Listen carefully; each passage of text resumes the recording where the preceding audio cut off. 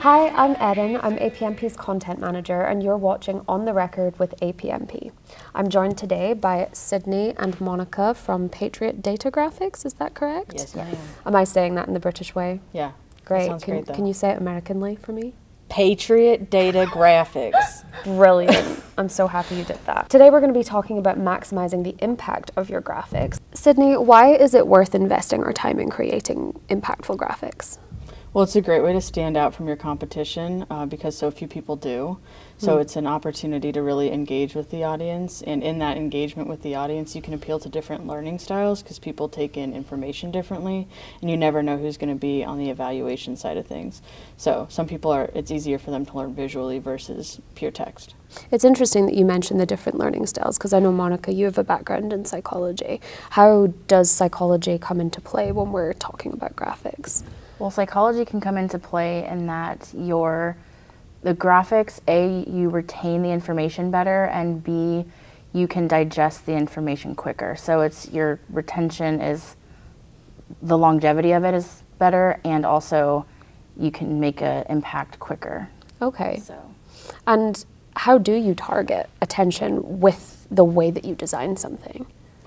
So, well, there's a bunch of different tricks that you can use, but one thing that I like to use is just continuity of like the hierarchy of your graphics, the color of your graphics, your iconography, those kinds of things that can make your audience digest information faster. Mm-hmm. And so, like if you've used the same icon for a key takeaway point throughout your entire document, they're going to be able to pick up on that right away and know exactly what information they're about to digest. Okay. So that's just a quick way to be able to resonate with them faster. Okay, that's great. And you spoke about color there. Is there merit to the idea that the specific colors that you choose are going to have a different psychological impact on your evaluator? Yes, there is. So you're always going to be beholden to your branding guide. That's number one. And so you should be seeking out information there. And usually your branding guide has come from a branding company and they've done all the research and stuff about what's resonating with people. But for example, we did one risk chart and I had originally designed it with red. Well, red is automatically just deemed as like problem, stop, don't go any further, we don't know what we're doing. And so I got the feedback that it was like, can we, maybe use an orange, maybe use a softer color than red, just because there's that immediate psychological impact of bad, not a good solution. Same with green being financial success, eco-friendly, things like that. Purple being more like professional, subject matter expert. So there's a lot of psychology to the colors that you can use. Interesting.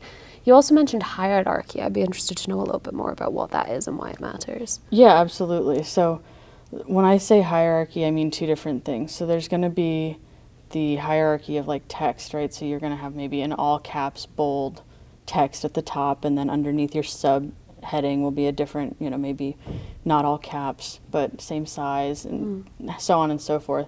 But hierarchy to me is also when it comes to layout. You really want it to be intuitive to the reader. You don't want them searching around your graphic to figure out where it starts and what they're supposed to get out of it.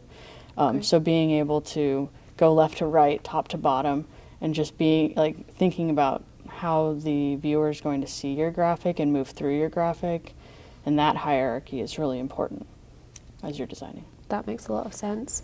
And obviously we talk a lot about consistency within a proposal, but in keeping with the different learning styles that we discussed earlier, is it important to diversify the types of graphics you use from the perspective of those different learning styles? Yes, so if you have anchor graphics that are key throughout the proposal, but then you have specific graphics that kind of pop for specific topics or key takeaways from that specific section, that can be really helpful. Yeah, so she had mentioned anchor graphics. Those anchor graphics, the way that we think of them is, some people call them ConOps graphics, but they're the big graphic that kind of represents your solution as a whole. And then you're able to take, if you design it well, you're able to take pieces from that anchor graphic and weave that throughout. So it's the whole image of your solution, and then you're able to pull that apart and extract icons and different things. That's really interesting. So you're able to get some really cohesive themes through there. Yeah, and familiarize your audience with it. quickly. Great. Yeah. And so with the learning styles, the more you introduce information, the easier it is for them to pick up on it and as they read through the proposal effort. That's amazing. So for our audience of proposal professionals, what is the difference between graphic design in general and graphic design in this space? So typically I think when people hear graphic design, they think of billboards and flyers and things of that nature. And I think that what the differentiator is between data storytelling and traditional graphic design is really the ability to take the complex information, make it digestible, and make it just a friendlier, more approachable, fun way to decipher information. That makes sense, because you are dealing with a lot of complex data and proposals, and I think if you aren't, taking a strategic graphic approach to that, it's probably going to be a little bit overwhelming for everyone involved. Absolutely, and you have to take, different statistics from different companies typically, and kind of integrate them into one cohesive graphic, and not everyone knows how to take the questions to the subject matter experts and really get the information from them that they need in order to make the graphics make sense. Yeah, you're usually dealing with like engineers and software designers and things like that, and trying to get them to think more story, less like analytical data points, is kind of the key in differentiating between just normal graphic design and in the proposal space. Great. And what is the process that you would use to create graphics in the proposal space? So the first thing that I told everybody in my session was think about your audience. So not just the learning styles, which is why you're there and you're putting the effort into the graphics, but also who is in your audience and what's their subject knowledge. Some people that are evaluating your proposal have just been put in that program office and have no idea what it is. Some people have been working it for 30 years, know the ins and outs, and want the technical jargon. So it really just depends. Like we had a client and we were doing a video submission that they were allowed to present with their proposal. And they had to show a heads-up display from a flight, they were fighter jet trainers. And they had to show a heads-up display. And so I asked, well, who's the audience? Are they pilots? And they're like, no, these people have never flown before. Well, the way that I label everything in that video is a lot different than if they had been pilots. I don't have to hold their hand and tell them that this is where the altitude is and this is where this is, and I don't have to do that because they're familiar with it. But knowing that they had never flown before, now I have all these call-out boxes and I'm telling them exactly what they're looking at in a different way. So keeping them in mind is where I start. And then the second thing is that every graphic should have a point. We call it the so what factor, but like, why does the audience care? It's kind of like in marketing, you're told like, make content that, actually provides value to the customer, because otherwise why would they care? Yeah. It's the same thing in proposals. Don't just make them look through a graphic without them being able to clearly discern what the point was of that graphic and what you're trying to convey. So Great. And is there a strategy for the type of information in a proposal that is specifically suited to a graphic? That's a great question. Yeah, so there's the typical org charts, processes, flow charts, things like that. I think that anything that you're reading and you're like, you kind of have to follow along line by line to understand. So I'm just thinking off the cuff here, but like we've had transition plans that were like, it's a waterfall approach. The first team will go after week 1 and they'll be there for 8 weeks, and then the second team will go after 12 weeks. And you're reading it and you're like, the meme with all the numbers in front of the lady that just looks confused. If you think the audience is going to have to do that, which is why I think it's so important to have people that are reading your proposal beyond people who are subject matter experts, and you think that's a lot for them to have to follow along with. That's a great opportunity to design a custom infographic that really showcases that solution.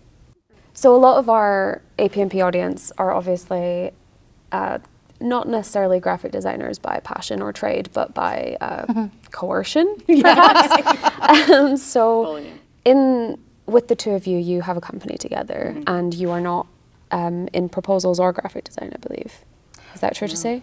No experience prior? No prior experience to the graphic design world except for what I would watch her do. So yeah. And then you are design / proposal world. Yeah.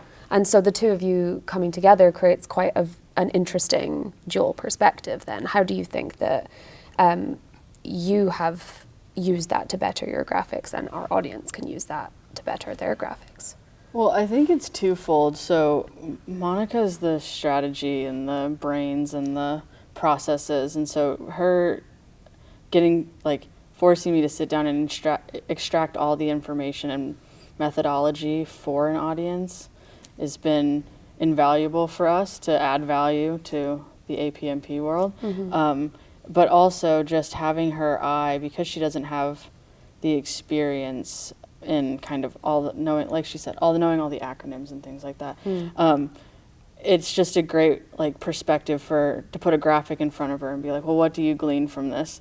And then for her to read through it and be like, I can get to this point and then I don't understand what it's saying, or get to the end and be like, oh, it's saying this, and maybe like, no, it's not.